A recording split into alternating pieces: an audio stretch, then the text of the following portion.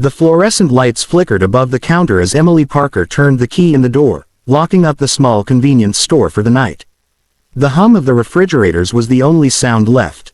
Her hands trembled a little, partly from exhaustion, partly from the cold creeping through the cracks in the old glass door. It had been another long day, and she was just seconds away from finally resting her aching feet. But then, the bell above the door jingled. Emily's head snapped up. She froze. 3 men stepped back inside. At first glance, they looked like ordinary customers, hoodies, jackets, scruffy faces, but the way they walked in made the air grow heavy. They didn't look like men coming to buy snacks. They looked like trouble walking on 2 legs. Emily forced a nervous smile. "I'm sorry, sir, we're closed for the night. I already locked the register." The tallest of them, a man with a scar running down his jaw, grinned with teeth stained yellow. "Oh, we're not here to buy anything, sweetheart. Just needed to warm up a bit." The second one locked the door behind them. The click echoed in the silence. Something cold crawled up Emily's spine. "It's freezing out there," another said, his voice dripping with mock politeness. "Surely you don't mind if we stay a few minutes?" Emily swallowed. I really can't. My boss will." The scarred man leaned over the counter, too close. "Your boss ain't here, is he?" Her heart thudded so loudly she could hear it. "I said we're closed," she whispered, trying to sound firm. He chuckled. "Closed? Oh, sweetheart, we just opened." His friends laughed. The sound was ugly and sharp, echoing off the empty aisles. Emily glanced toward the small panic button hidden under the counter. Her fingers twitched toward it, but before she could reach, one of the men slammed his fist down. "Don't." The force made her flinch. The soda cans behind her rattled. Her throat went dry. "Please," she whispered. "Just go." "Relax," the scarred man said, circling the counter. "We just wanna talk. Maybe get to know the pretty little cashier who works all alone every night." He moved closer, and Emily backed away until her back hit the stockroom door. Her palms were sweating. Her mind screamed for her to run, to scream, but her body wouldn't move. Then he reached out, brushing a strand of hair from her face. "You smell nice," he murmured. Tears burned her eyes. "Don't touch me." The second man laughed. "Feisty. I like her." The scarred man leaned closer, his breath hot and sour. "You know what I like. When girls smile for me." He reached for her chin, but his hand froze midair. A voice, deep and gravelly, came from behind the aisle. "I wouldn't do that if I were you." The thugs turned. From between shelves of potato chips, a man emerged, tall, broad, with gray in his beard and tattoos running up his arms. His black leather jacket gleamed under the harsh fluorescent lights, the emblem of a skull and wings stitched on the back.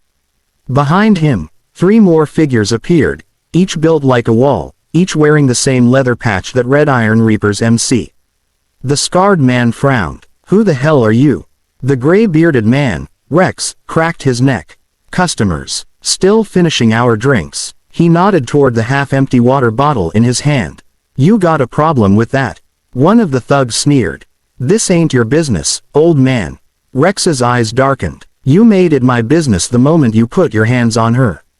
The tension in the air snapped like a live wire. The smallest thug reached for something in his pocket. Rex's crew moved instantly. Kyle, the youngest biker, caught the man's wrist mid-motion, twisting it until a knife clattered to the floor. The man cried out in pain, but Kyle shoved him against the wall with a crash. "Wrong store," Kyle growled. The scarred leader turned to swing at Rex, but Rex moved faster. His fist connected squarely with the man's jaw. The thug stumbled backward into a display of chips that exploded like confetti. Emily stood frozen, her hands clasped over her mouth. She could barely process what was happening. The blur of motion, the crash of bodies, the grunts, the roar of anger. The third thug lunged at one of the bikers, but a heavy boot caught him in the stomach, sending him crashing into a rack of candy bars. Metal shelves toppled. Within seconds, it was over. The 3 thugs stumbled toward the door, bruised and humiliated. Rex opened it for them, his voice calm but cold. "You got 10 seconds before I change my mind about letting you walk." They didn't need telling twice. They ran into the night, spitting threats that vanished in the roar of engines waiting outside.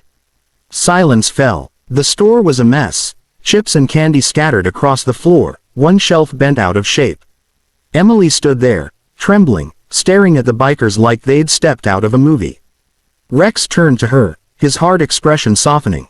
"You okay, kid?" Her lips trembled. I think so." "Good," he said, nodding once. "You don't let filth like that scare you. They only win if you do." She exhaled shakily. "I didn't know anyone was still here." Rex smirked. "We were just enjoying the peace and quiet, till you started yelling at customers." That earned a weak laugh from her. "I didn't mean to ruin your night, kid," Rex said, setting the bottle down on the counter. "You didn't ruin it, you gave us something to do."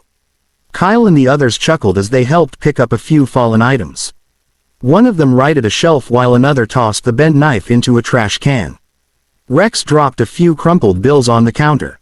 "For the water, and the mess." Emily blinked at the money, then at him. "You don't have to." "We know," Rex interrupted. "But we do things right." He turned to leave, but paused at the door. "What's your name?" "Emily," she said softly. He nodded. "Well, Emily, keep your head up. You're tougher than you think." And with that, the bikers stepped out into the cold night. Their engines thundered to life, the sound deep and commanding, echoing across the empty parking lot. Emily watched through the glass door as the four riders disappeared into the darkness, their taillights glowing like distant embers in the fog. She stood there long after they were gone, her body still trembling, but her heart strangely calm. The fear hadn't vanished, but something else had taken its place. Safety, gratitude, and maybe hope. That night, as she closed up for real, Emily looked around the small store and whispered, "Thank you," to the empty aisles. Somewhere out there, the bikers rode into the night, not knowing that for one scared young cashier, they had just become heroes. 2 days later, the morning sun poured through the glass windows of the small town police station. Emily sat on a hard wooden bench, hands clasped tightly in her lap, the faint scent of coffee and old paper filling the air. She was exhausted, physically, emotionally, but she finally felt safe. The officers had taken her statement, nodding with grim satisfaction when she described the 3 men who'd cornered her that night. They were caught that morning, trying to rob a gas station on the outskirts of town. Justice had been served, but what stuck with Emily wasn't their faces, or the fear she'd felt. It was them, the bikers who appeared like shadows and left like ghosts, saving her without expecting a single thing in return. As she left the station, the world seemed softer. The crisp air hit her face, and for the first time in weeks, she smiled. When she returned to the store that evening, everything looked the same, the shelves stocked, the fridges humming, the smell of fresh coffee lingering, but she felt different. Stronger somehow, braver. She walked behind the counter, preparing for another long shift. But when she bent down to grab the register key, something caught her eye. Taped neatly to the drawer was a folded note. Her heart skipped. It read, in bold, scratchy handwriting, "Greater than, keep your head up, kid. You're stronger than you think. The Reapers." And taped beside it was a small iron pin, a silver skull with wings, the same emblem that had gleamed on their jackets. For a long moment, Emily just stared at it, her throat tightening. Then she pressed her hand to her mouth and laughed softly through her tears. It was simple, but it meant everything. They hadn't forgotten her. The next few weeks passed quietly. Life returned to normal, or something close to it. Customers came and went. Gossip spread about that incident at Max's Corner Mart, and people began treating Emily with a newfound respect. Some called her brave, though she never felt like it. She hadn't fought, she'd just survived. Still, she caught herself glancing at the door whenever a motorcycle rumbled past the store. A part of her hoped she'd see them again, the men who'd stepped out of the shadows when she needed it most. Then one chilly Friday night, she did. The distant thunder of engines rolled through the parking lot, deep and familiar. Emily looked up from the counter, her heart racing. 4 bikes pulled up, their headlights slicing through the fog. And then, there he was, Rex, the gray-bearded man with eyes that carried both danger and kindness. He walked in with a grin. "Evenin', Miss Emily." Emily broke into a smile so wide it made her cheeks ache. "Rex, I wasn't sure I'd ever see you again. Had to check up on our favorite cashier," he said, nodding at her with that gruff charm. "Make sure the wolves stayed away." They did, she said softly. Thanks to you. Rex chuckled. Don't thank me. I just did what any decent man should do. Kyle appeared behind him, giving her a friendly salute before heading toward the cooler.